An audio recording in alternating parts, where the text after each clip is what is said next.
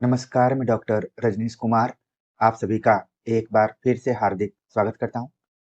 आज के video lecture में हम यूपी टीजीटी हिंदी के पाठ्यक्रम पर आप सभी से चर्चा करेंगे।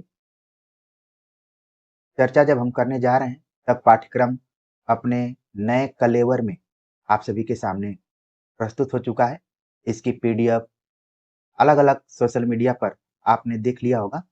आपके दिमाग में आ रहा होगा कि आखिरकार इस पाठ्यक्रम में नया क्या है।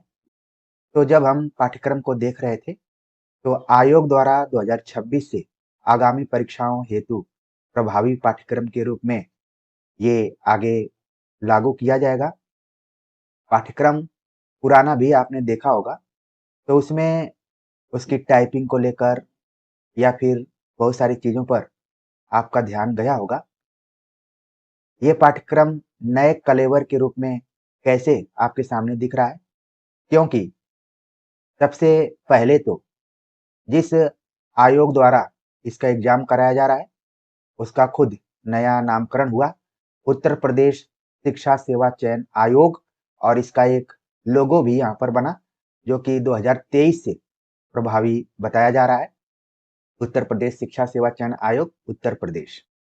लेकिन जहाँ से आपने इस सिलेबस को डाउनलोड किया होगा या हमने किया है, उसकी बिल्डिंग वही पुरानी की पुरानी ही रही है, जिसमें हरियाली आपको दिखाई देती है, उसके जो रंग है हरे दिखाई देते हैं। जब पुराने पाठ्यक्रम से हम नए पाठ्यक्रम की तुलना कर रहे थे, तो उस नई चीज को खोजने का प्रयास कर रहे थे। बहुत ही सूक्ष्म दृष्टि से वो नया बदलाव हमें देखने को मिला। हम जरूर आप सभी से उसके तरफ ध्यान ले जाएंगे। तो यहाँ पर आप देख रहे हैं कि केवल 1% बदलाव हुआ है। 1% अगर हम कहें तो बदलाव हुआ है।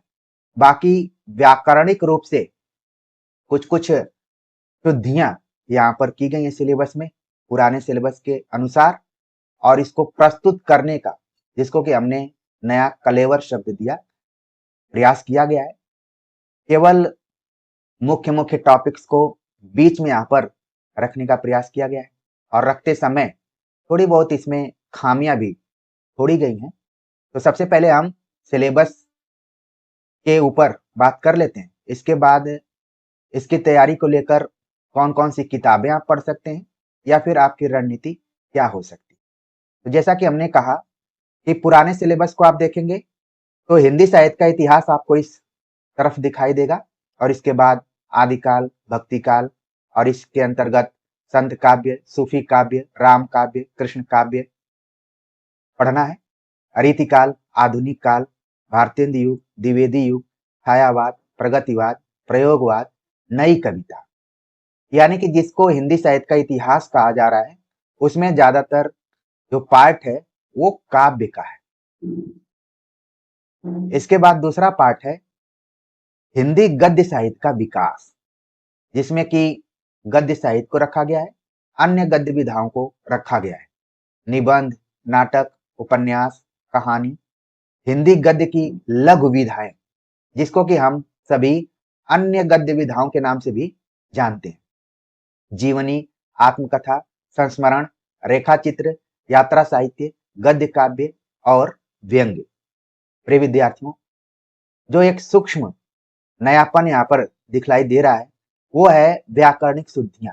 अगर आप पुराने सिलेबस को देखेंगे तो कई जगह पर कामा इत्यादि का कुछ ध्यान नहीं दिया गया है, लेकिन यहाँ पर कोशिश ये की गई है कि थोड़ी सी क्लियरिटी बढ़े, जिससे कि आपको पता चले कि फला चीज फला से अलग है। तो एक चीज यहाँ पर ध्यान देने का प्रयास किया गया है। हिंदी गद्य साहित्य का विकास के अंतर्गत ही हिंदी के रचनाकार एवं उनकी रचनाएं आपको पढ़नी है। देखने में ये वाक्य बड़ा छोटा लग रहा है, लेकिन इस पाठ्यक्रम में सबसे अगर खतरनाक कोई पोर्शन है तो है हिंदी के रचनाकार एवं उनकी रचनाएं। ये पुराने भी हो सकते हैं और एकदम समकालीन भी हो सकते हैं। तो इसलिए इसके विस्तार और गहराई को, इसकी व्यापकता और गहराई को आपको समझना होगा। ये पोर्शन काफी इसका जटिल है। इसके बाद आपको पढ़ना है काव्य के भेद। पुराने पाठ्यक्रम के अनुसार ही यहाँ पर काव्य के भेद पढ़ने हैं। रस के अवयव, भेद, छंद, अलंकार, शब्दालंकार, अर्थालंकार, काव्य गुण, काव्य दोष। अब जो भी पाठ्यक्रम को रिवाइज किया गया है या फिर जिन एक्सपर्ट्स ने इसका रिव्यू किया है, उनको यहाँ पर एक पॉइंट डालना चाहिए था, हिंदी भाषा का विकास या फिर केवल हिंदी भाषा। जिस तरीके से ये यहाँ पर अलग अलग भेद किए गए हैं शीर्षकों के, यहाँ पर भी होना चाहिए जिससे कि और क्लियरिटी होती। लेकिन काव्य के भेद के अंतर्गत ही हिंदी भाषा की बोलियां, भाषाएं, हिंदी की शब्द संपदा, हिंदी की ध्वनियां, देवनागरी लिपि, मानकीकरण, विकास, यहाँ पर देखिए कॉमा भूल गया है, विकास, विशेषताएं, त्रुटियां, सुधार के प्रयत्न, इसका एक अलग सब चैप्टर होना चाहिए था। लेकिन यहाँ पर एक्सपर्ट ने ध्यान नहीं दिया है। हो सकता है कि आगे कभी 10 सालों के बाद ये रिवाइज हो।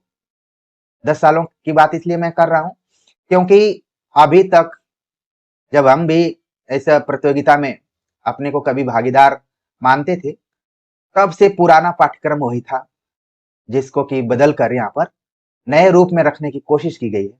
तो क्यों नहीं इसको भी थोड़ा सा यहाँ पर और डिफाइन करने की कोशिश की गई। यहाँ पर आयोग ध्यान नहीं दिया, इसको करना चाहिए था। इसके बाद यहाँ से एक पार्ट और करना चाहिए था, हिंदी व्याकरण, और स्पष्टता आती, यहाँ पर क्लियरेंस आता। आपको काव्य भेद के अंतर्गत ही बताया गया है कि व्याकरण, लिंग, वचन, कारक, संधि, समास, वर्तनी, वाक्य शुद्धिकरण, शब्द रूप, पर्यायवाची, विलोम, श्रुति सम भिन्नार्थक शब्द, वाक्यांश के लिए एक शब्द, मुहावरा, लोकोक्ति। इसको हिंदी व्याकरण का पाठ करना चाहिए था। जिस तरीके से थोड़ी सी सफाई करने की कोशिश यहाँ पर उत्तर प्रदेश शिक्षा सेवा चयन आयोग ने किया है, थोड़ा सा और करना चाहिए था यहाँ पर। फिलहाल अगर नहीं भी करता तो भी आपको उतना ही पढ़ना पड़ता जितने की स्पष्टता के बाद। तो ये तो पूरा आपको देख रहे हैं कि हिंदी साहित्य का इतिहास, गद्य साहित्य, काव्य के भेद, व्याकरण, हिंदी भाषा इत्यादि पढ़ना था। इसी के साथ एक पार्ट और लगा हुआ है जो कि संस्कृत साहित्य का पार्ट लगा है। और जिस बदलाव की मैं बात कर रहा था, बहुत ही सूक्ष्म तरीके से आप देखेंगे तो उस 1% के बदलाव को आप पकड़ पाएंगे। मैंने एक से अधिक बार पुराने और नए पाठ्यक्रम को देखने का प्रयास किया कि अपने विद्यार्थियों को बतलाऊं कि वो कौन सी नई चीज इस नए पाठ्यक्रम में जुड़ी हुई है, रिवाइज पाठ्यक्रम में जुड़ी है। तो संस्कृत साहित्य के अंतर्गत 3 खंड किए गए इसमें, क ख ग। क के अंतर्गत पढ़ना है संस्कृत के प्रमुख रचनाकार एवं उनकी रचनाएं, भास, कालिदास, भवभूति, भारवी, माघ, दंडी, श्रीहर्ष। तो ये संस्कृत के प्रमुख रचनाकार हैं और इनकी प्रमुख रचनाओं को पढ़ना है। इसमें जो नया पार्ट लगा हुआ है, आप अगर ओल्ड सिलेबस देखेंगे तो उसमें भास को नहीं पढ़ना है और नए सिलेबस में भास को जोड़ दिया गया है। यही है 1% का जो बदलाव यहाँ पर दिखाई पड़ा है। और बाकी व्याकरण जो भी कामा इत्यादि की शुद्धियां थी उनको भी यहाँ पर ध्यान रखा गया है। संस्कृत साहित्य के अंतर्गत ही ख के अंतर्गत आपको पढ़ना है संधि, जिसके अंतर्गत स्वर, व्यंजन संधि, फिर समास, शब्द रूप, धातु रूप, कारक प्रयोग और अनुवाद है। तो ये संस्कृत साहित्य का पोर्शन रहा है। तो प्रिय विद्यार्थियों, देखा जाए मोटे तौर पर तो 99% या फिर उससे भी अधिक कह सकते हैं कि पुराना सिलेबस है। जब 99% पुराना सिलेबस है तो आपको अपनी तैयारी में उसी पुराने पैटर्न या फिर पुराने जो भी आपने किताबें रखी हुई हैं, जो आपने अभी तक पढ़ा है और कुछ नंबरों से आप असफल रह गए, उसी को थोड़ा सा मजबूत करना है। ठीक है, बहुत कुछ परिवर्तन इसमें नहीं है, बस भास को जोड़ दिया गया है यहाँ पर और आपको थोड़ा सा स्पेशली भास को पढ़ना होगा। अब आपके दिमाग में आ रहा होगा कि हमने सिलेबस तो देख लिया, आपने विस्तार से भी बताया और शॉर्ट वीडियो भी बनाया था, लेकिन पढ़े तो पढ़े कैसे? तमाम विद्यार्थियों के मन में प्रश्न आ रहा होगा। निश्चित तौर पर जब हम भी सोच रहे थे तो हमारे दिमाग में आया कि हम अपने विद्यार्थियों को जरूर बताएं। किताबों को लेकर आमतौर पर आप देखेंगे 2 तरीके की किताबें आपको शिक्षक द्वारा बताई जाती हैं। प्राथमिक स्रोत जिसको कि हम मूल किताबें कहते हैं, और द्वितीयक स्रोत जिसको कि हम सेकेंडरी सोर्स कहते हैं। आमतौर पर मार्केट में जितनी भी चीजें हैं, अब वो चाहे कोचिंग हो, ऑनलाइनर किताबें हो, नोट्स हो, पीडीएफ हो, ये सभी आपके सेकेंडरी सोर्स के अंतर्गत हैं। और 95% विद्यार्थी इन्हीं सेकेंडरी सोर्स के पीछे भागते रहते हैं और न जाने कितना अब वो इसके दाम चुकाने के लिए खर्च करते होंगे, वही इस चीज को जानते होंगे। और तमाम गली चौराहे पर द्वितीयक स्रोत आपके सामने मिल जाएंगे, खासतौर से जो बड़े बड़े शहर हैं जिसको कि हम शिक्षा नगरी के तौर पर जानते हैं। तो प्रिय विद्यार्थियों, द्वितीयक स्रोत के बारे में हमें बहुत नहीं बतलाना है। आपके पास तमाम ऑनलाइनर किताबें होंगी, कोचिंग संस्थानों के नोट्स होंगे, सारी चीजें होंगी। हमारा फोकस रहेगा प्राथमिक स्रोत के ऊपर। प्राथमिक स्रोत के अंतर्गत जो भी प्रमुख साहित्य इतिहास ग्रंथ हैं। कारण ये है कि आप जब देख रहे होंगे कि बदलते हुए पैटर्न में तमाम सेकेंडरी सोर्स के जो भी तथ्य हैं आपके दिमाग में रहते हैं, लेकिन थोड़ा सा प्रश्न बदलने के बाद आप वहां पर पसीना छोड़ने लगते हैं। आपको लगता है कि अरे यार, हमने इतना खर्च किया था और हमारे टेस्ट में अच्छे नंबर्स आते थे। हमारे टीचर्स ने हमें कई बार प्रोत्साहित भी किया था कि इस बार आपका नाम पीडीएफ में होगा, लेकिन यहाँ पर तो पैटर्न ही चेंज हो गया। क्या कमी रह गई? कमी यही रह गई कि आपने प्राथमिक स्रोत यानी कि मूल किताबों का अध्ययन नहीं किया। जब कथन कारण पर आधारित प्रश्न आएंगे, थ्योरी पर बेस्ड प्रश्न आएंगे, तो वहां पर आप अपने को कमजोर महसूस करेंगे। आप घबराएंगे कि हमने तो बहुत कुछ पचाने का प्रयास किया था, लेकिन अब मैं क्या करूं। तो प्रिय विद्यार्थियों, क्योंकि आप एक पूरक चैनल पर जुड़े हुए हैं और यहाँ से बहुत कुछ सीखना चाहते हैं, तमाम ऐसे विद्यार्थी जिन्होंने कि अपने जीवन में सफलता पाई, हमारे पास उनका कोई रिकॉर्ड नहीं है, लेकिन उनका दिल जानता है कि यहाँ से उन्होंने कुछ कुछ हासिल किया हुआ है। आप सभी भी करेंगे, लेकिन उसके लिए जरूरी है आत्मीयता और दृढ़ संकल्प। तो मूल किताबों के अंतर्गत आप साहित्य इतिहास ग्रंथों को जरूर पढ़िए, जो प्रामाणिक साहित्य इतिहास ग्रंथ हैं उसके बारे में हम अभी बात करेंगे। भाषा से संबंधित जो भी किताबें हैं प्रामाणिक रूप में, उनको पढ़िए। हिंदी व्याकरण और संस्कृत साहित्य तथा व्याकरण की जो अच्छी किताबें हैं यानी मूल किताबें हैं, उनको निश्चित तौर पर आप पढ़ें। अब महत्वपूर्ण सामग्री आपके इस चैनल पर उपलब्ध है, उसका आपको अध्ययन करना है। हमने आप सभी को मार्गदर्शन देते हुए 90 दिनों में 5 ग्रंथों का अध्ययन कैसे करना है, जिसमें आचार्य रामचंद्र शुक्ल, हजारी प्रसाद द्विवेदी, राम स्वरूप चतुर्वेदी, बच्चन सिंह, नगेंद्र आदि का अध्ययन करने का तरीका बतलाया हुआ है। उस तरीके को अगर आप समझ लेते हैं तो किसी भी तरीके से घुमाकर प्रश्न आएगा या फिर दुनिया का कितना भी कठिन प्रश्न पत्र होगा, आप निश्चित तौर पर धैर्य रखकर उसको कर लेंगे, घबराएंगे नहीं। तो 90 दिनों का हमने एक रणनीति परक वीडियो आपके लिए दिया हुआ था। जब मैं आप सभी से बातचीत कर रहा हूं तो उसमें से लगभग 20 दिन तो बीत गए होंगे, लेकिन मुझे नहीं पता है कि कितने विद्यार्थी उस वीडियो के आधार पर तैयारी करना शुरू कर चुके हैं। ऐसे तमाम विद्यार्थी हैं जो बार बार यही कमेंट करते हैं कि आप कब से तैयारी शुरू करा रहे हैं। प्रिय विद्यार्थियों, यहाँ पर तैयारी शुरू नहीं कराई जाती है, तैयारी हमेशा शुरू रहती है। बस जरूरत है आपको अपना दृष्टिकोण बदलने का। अगर यही मैं रोज आप सभी के सामने आकर केवल शोरगुल करता कि ये बैच आ रहा है, वो बैच आ रहा है, और केवल बैचों का नामकरण करता, हो सकता है कि आदिकाल से भी खतरनाक नामकरण करता, तो आपको अच्छा लगता कि हाँ, यहाँ पर पढ़ाई हो रही है। हम शोरगुल में विश्वास नहीं करते हैं, हम विश्वास करते हैं तैयारी की मूल आत्मा में, कि किस तरीके से शांत चित्त रहकर आप तैयारी करें और जब आपका रिजल्ट आए तो वो शोर मचाए।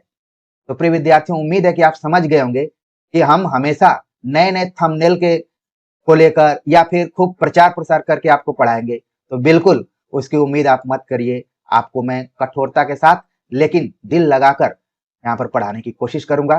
तो अगर आप 90 दिनों के स्ट्रेटेजी को लेकर 5 ग्रंथों का अध्ययन कैसे किया जाए इसको नहीं देखे होंगे, तो इसका लिंक हम इस वीडियो लेक्चर के नीचे डाल देंगे, आप जरूर देख लीजिएगा। हमने आप सभी की सहूलियत के लिए एक प्लेलिस्ट बनाई हुई थी कि हिंदी साहित्य से पहली बार अगर तैयारी कर रहे हैं तो उस प्लेलिस्ट को आपको देखना चाहिए। उसमें लगभग 170 वीडियोज पड़ी हुई हैं और इनकी संख्या जैसे जैसे आपका एग्जाम आता रहेगा अब बढ़ती रहेगी, जिसके अंतर्गत हमने आचार्य रामचंद्र शुक्ल, रामस्वरूप चतुर्वेदी, बच्चन सिंह, विश्वनाथ त्रिपाठी और नगेंद्र संपादित इतिहास के अन्य गद्य विधाओं के पोर्शन को पढ़ा दिया है।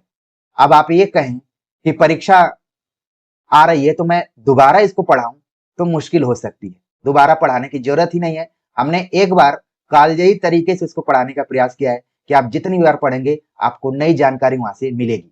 जब आप साथ देंगे तब हम कुछ नया सोच सकते हैं और आपके एग्जाम के दृष्टिकोण से कुछ नया बता सकते हैं। प्रिय विद्यार्थियों, ये बात बिल्कुल सही है कि पुरानी चीजों को ही नए तरीके से कई जगहों पर आपको देखने को मिल जाता होगा और उसकी नई नई फीस हो सकती होंगी, तो आपको लगता होगा कि नई तैयारी हो रही है। लेकिन जब आप एडमिशन ले लेंगे तो आपको लगेगा कि ये तो पुरानी ही चीजें थी, बस उसको नए समय पर आपको दिया जा रहा है। तो चूंकि यहाँ पर हम सभी कक्षाएं आपको फ्री में देते हैं तो उसको आप अनुपयोगी मत मानिए। उसको ये मानिए कि कोई ऐसा व्यक्ति है जो कि आपके लिए एक बंद कमरे में बैठकर मेहनत कर रहा है। उसके अंदर जो ऊर्जा है उसको और हमें तेज करना है, उसका मनोबल बढ़ाना है। क्योंकि आप जब अपनी जिम्मेदारी को देखते हुए इस पूरे वीडियोज को देखेंगे तो निश्चित तौर पर हम कुछ नया आपके लिए लाने का प्रयास करेंगे। क्योंकि हमारे पास कोई टीम नहीं है और हम खुद इसको बनाते हैं और आप सभी के सामने प्रस्तुत करते हैं। पुराने विद्यार्थी जानते हैं, लेकिन नए विद्यार्थी जो उस मृग की तरह भटक रहे हैं जिसके अंदर ही कस्तूरी कुंडल बसा हुआ है, लेकिन वो इधर उधर भटक रहे हैं। तो हिंदी साहित्य का इतिहास ग्रंथ आप पूरा यहाँ से इस प्लेलिस्ट से कवर करेंगे। इसी प्लेलिस्ट में हमने हिंदी भाषा पाठ्यक्रम अनुसार जो भी आपको पढ़ना है पूरा संकलित किया है। हिंदी व्याकरण कामता प्रसाद गुरु, वासुदेव नंदन प्रसाद, हरदेव बहारी की पुस्तकों के आधार पर पढ़ाया हुआ है। हैंड रिटेन नोट्स भी दिया हुआ है कि आप सभी देखिए कि हिंदी व्याकरण को कैसे पढ़ना चाहिए, कहाँ कहाँ से प्रश्न उठते हैं। इसी के अंदर हमने संस्कृत साहित्य और व्याकरण के नोट्स को भी संकलित किया हुआ है। आपके पाठ्यक्रम के अनुसार एक बैठक में आप अधिक से अधिक चीजों को ग्रहण कर सकते हैं, हासिल कर सकते हैं। और पीवाईक्यू क्वेश्चंस का भी यहाँ पर संकलन है, साथ में प्रैक्टिस सेट भी हमने कराया है। तो ये पूरा फ्री में है और आप जानते हैं कि ये चैनल ही पूरा फ्री में है। तमाम ऐसे विद्यार्थी हैं जो कि बार बार कुरेदते हैं और जिसको कहा जाए कि पीड़ा पहुंचाते हैं, सर आपका कोई पेड क्लास है क्या? मानो वो खरीद लेंगे तो वो सेलेक्ट हो जाएंगे। कभी खासतौर से आप दूसरे को खरीद सकते हैं, लेकिन अनुराग हिंदी एकेडमी को खरीदना मुश्किल है क्योंकि वो बिकना ही नहीं चाहता है। तो कैसे आप खरीदेंगे? तो क्यों नहीं आप खुद दृढ़ संकल्पित होकर आत्मीय भावना से पूरे वीडियो लेक्चर को देखिए। जितनी तन्मयता के साथ हम बताने का प्रयास कर रहे हैं, अगर उसका आधा भी आप प्रयोग करेंगे तो मैं कहूंगा कि आपका जो रंग है वो पहले से निखर जाएगा। आप हमेशा प्रसन्नचित रहेंगे, आपके अंदर एक कॉन्फिडेंस आएगा, एक ग्लो आएगा कि नहीं, इस तैयारी में हम फाइट दे सकते हैं और फाइट ही नहीं सफल भी हो सकते हैं। तो देखिए, इस पूरे लिंक को हम डिस्क्रिप्शन बॉक्स में और कमेंट बॉक्स में लगा देंगे, आप वहां से देखिएगा।